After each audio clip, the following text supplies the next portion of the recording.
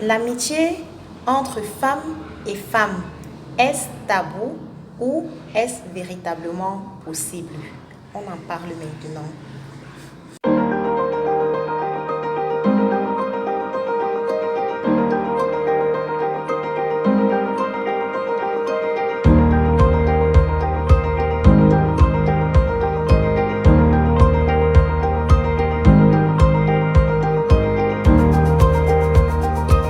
Bonjour, je suis Isabelle Talla, promotrice de Tabou mis en terre, la plateforme qui éradique les tabous, qui met en lumière tout ce qui est dit tout bas.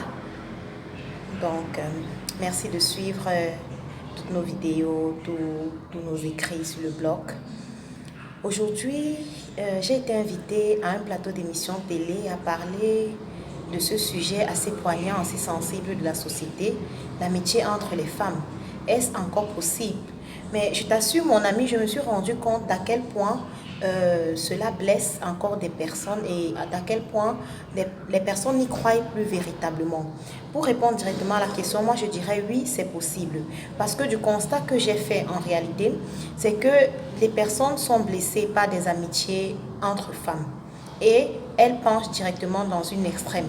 C'est-à-dire, soit elles se disent, je vais directement me lier d'amitié juste avec les hommes, ou alors elles prennent la décision de rester seule.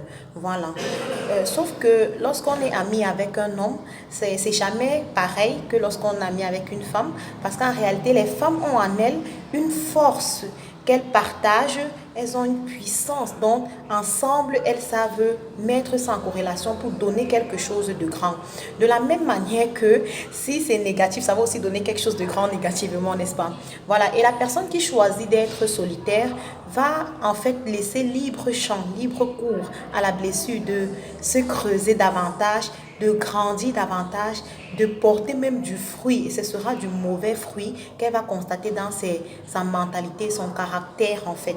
Et le piège, c'est qu'en restant dans ce genre de solitude, il y a une solitude qui est bonne, mais une solitude qui est liée à la blessure, fait nourrir en le cœur de la haine, de la mélancolie, de l'aigreur. Vous voyez, quel est le mot? Cette racine d'amertume, voilà. On devient une femme amère, une femme aigrie. Et à chaque fois qu'on ouvre la bouche, c'est comme un couteau à double tranchant qui blesse et tranche les personnes. Voilà, parce que ce qui est dans notre cœur est en fait une maladie qui a saigné jusqu'à commencer à pourrir, si on peut dire ça comme ça. Et on ne pourra donner que ce qu'on a de l'intérieur. C'est de l'abondance de la bouche, c'est l'abondance du cœur que la bouche parle. C'est-à-dire l'abondance de ce cœur qui est en mauvais état. La bouche ne pourra que déclarer de mauvaises choses qui ne seront pas profitables pour nos vies et pour ceux des autres. Donc, est-ce vraiment possible pour deux femmes d'être vraiment des amies? N'est-ce pas? Je dirais que c'est possible si effectivement les principes liés au relationnel sont bien mis en place. Parce que dans tous les cas, peu importe les domaines de nos vies, il nous faut connaître les principes, les bons principes à mettre en place avant de s'embarquer dans une situation en fait.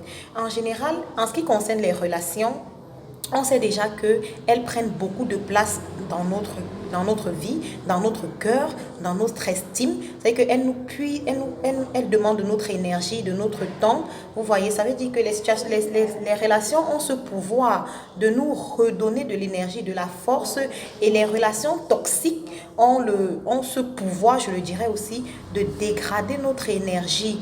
Voilà, donc il faut pouvoir bien mettre en place de bons principes. Les relations agissent sur nos sentiments, sur nos émotions, sur notre énergie et sur notre potentiel et aussi sur notre perspective de la vie. Parce qu'en fonction de la personne avec qui tu chemines, ta perspective va retrouver la sienne en fait. Donc la parole nous dit que deux personnes marchent-elles ensemble sans s'être accordées. Ça veut dire qu'il y a à la base un accord qui doit être fait. Et j'aime à dire qu'il faut prendre le temps en fait pour faire cet accord, n'est-ce pas? Moi, comme toi, mon ami, comme plusieurs personnes, on a vécu des brisements dans nos rapports relationnels avec les personnes. Et il faut qu'on puisse apprendre, en fait, en restant équilibré. Parce que nous sommes appelés à avoir des amis, à avoir des personnes autour de nous qui nous poussent de l'avant, qui nous bénissent, qui sont vraiment pour nous des personnes outillées pour nous faire avancer et pour nous secourir, pour nous aider. On a besoin du soutien des uns et des autres. Donc, on ne peut pas se passer des amis. Donc, ce que je voudrais dire en fait, c'est que en termes de principe, il faut à la base donner du temps à chaque nouvelle relation. Il faut donner, c'est un nouveau bébé en fait. Il faut lui donner le temps de grandir. Et pendant ce temps, prenez tout le temps qu'il faudra pour apprendre de la personne, pour savoir qui elle est en réalité par rapport à ce qu'elle reflète même. Qu'est-ce qu'elle nourrit comme sentiment à l'intérieur d'elle? Quel est même son passé, son environnement? Quelle est sa vision de la vie, sa perspective? Est-ce que cela est aligné à votre manière de voir? Pour cheminer ensemble, vous aurez besoin d'avoir la même perspective, de voir les choses de la même manière en fait. Vous voyez un peu. Donc, et j'aime bien dire, les femmes ont cette force en fait, c'est qu'elles sont très sensibles, et sensibles surtout émotionnellement. C'est pourquoi on dit les femmes, elles sont très émotives. Mais arrêtez, c'est une force cette sensibilité. C'est pourquoi même dans la prière, elles sont violentes. Voilà. Sauf que parfois, mal cadrée, cette sensibilité devient en fait un ennemi pour elles. Voilà, parce qu'on va prendre les relations avec trop d'émotions, trop de sentiments dès le départ, sans prendre le temps vraiment de sagement mettre les canaux en place. Et après, on se prend des blessures comme ça, plein la figure.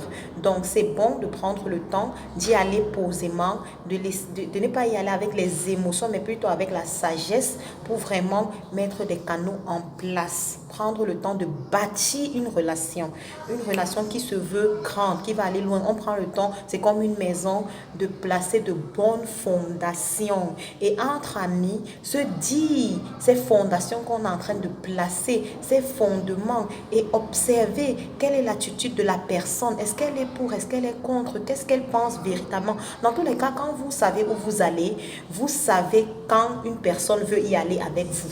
Et lorsqu'elle ne veut pas y aller, c'est pas grave, c'est juste que c'est le temps pour elle de sortir du bus de votre vie. D'autres personnes entreront dans le bus et on continuera le chemin. Donc, je vous souhaite d'avoir les meilleurs amis. Je vous souhaite d'avoir de très bons amis. Je veux profiter dans cette vidéo pour honorer chacune de mes amies. J'honore mes amis. J'honore spécialement une amie d'enfance, ça fait déjà 20 ans, Mélissa, je t'aime très fort.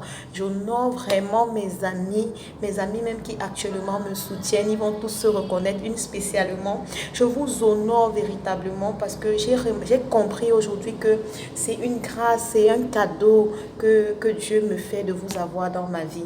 Donc, sur ce, je te bénis mon ami, je te souhaite vraiment de trouver des personnes qui sont même rattachées à ta destinée, vraiment, comme on dit aujourd'hui, les connexions divines, des personnes qui peuvent vraiment se connecter à ta vie, des personnes prévues d'avance pour cette belle mission que tu viens de faire sur la terre, parce que tu ne pourras pas la faire seule. Vraiment, je prie, je te souhaite de trouver, que les portes soient ouvertes et que vraiment tu trouves ces personnes disposées déjà d'avance, même elles sont là, elles sont près de toi, oui, de disposer d'avance pour pouvoir t'accompagner sur ce très beau chemin et dans ce beau voyage. Donc, je te souhaite vraiment d'être pleinement épanoui, d'être heureux dans tes relations. D'accord? Allez, on est ensemble. Tabou mis en terre. Retrouvez le livre Vaincre l'adultère de Isabelle Tala Talom à l'international sur Amazon, Fnac et Smashworld. Au Cameroun, dans les librairies chrétiennes, scolaires et en grande surface comme Carrefour,